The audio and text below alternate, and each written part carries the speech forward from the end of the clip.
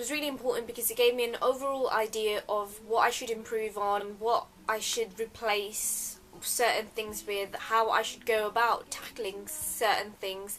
So overall, I think audience feedback was really vital to me in producing my music video because it allowed me to gain different perspectives on how I could improve my work. The audience that I used for feedback was a group of 50 students. I find that music videos are only accessed by young people in society, so I thought it was useful that I did use young people's feedback on creating my music video, because young people are the ones who look at music videos. They find them on Web 2.0 or they watch music videos on the TV.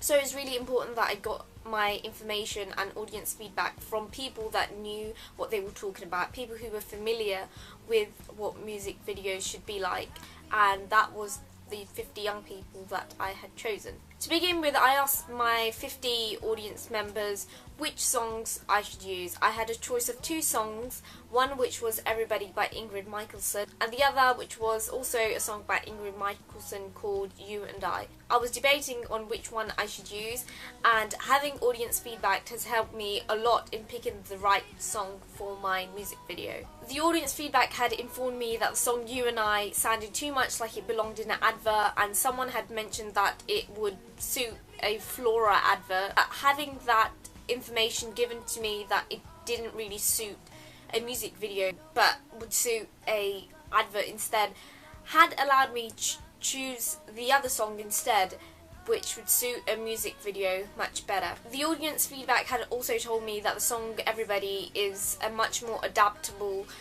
song choice. With that particular song you could have different connotations of the lyrics, which will be really good because it means that I have loads of ideas which I could insert into my music video, which I thought was quite useful. Once I had chosen my song, I had then asked my audience on the sort of ways that I should use my song. Someone from the audience had told me that I should intertextualise with teen movies because she had heard this song on a teen movie called LOL. It allowed me to go and find that movie, and I could intertextualise with different parts of the film onto my own music video. So from that piece of audience feedback, I had learnt that I should intertextualise with different movies, and I should think about researching other forms of media which could help me potentially make my music videos seem like an actual real music video of its kind. Through the audience feedback of me having to intertextualise with other music video as romantic and as cheesy as possible. This is because the song, it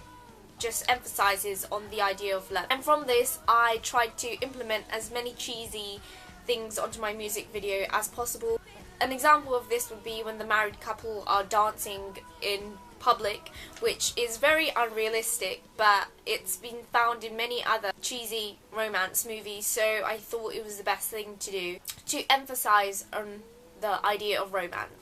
Also, because I had to implement the factor of cheese and romance, I tried to make the couples do as many romantic things as possible, such as going to the cinema whilst they're on a date, which is very romantic and cheesy. Initially, while I was pitching, I had put across the idea of having a picnic scene where a couple are out having a picnic, because that would be seen as a very romantic thing to do.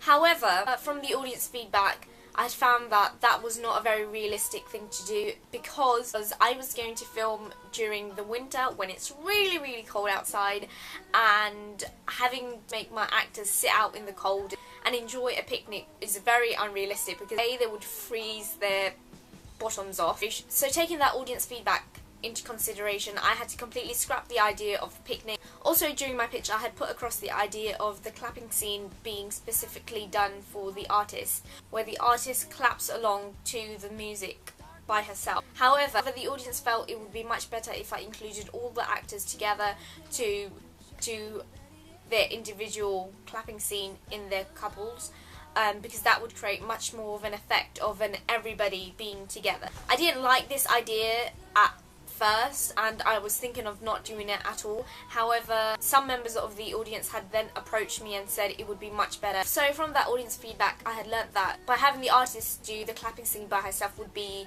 not so good. However, doing it with all the characters in their couples would be much better, and it would be more fun and energetic. Overall, I can say that having the audience feedback was a really good help for me, especially because I at first didn't know which song to choose, so they helped me quite a lot in picking out the right song and not picking a song where I would have no idea what to film. Also, from the audience feedback, I had learnt that I should use as much media out there as possible. So it was a really good coincidence that the people who had provided me with the audience feedback were a group of young people, because young people are the ones who access these music videos on a day-to-day basis.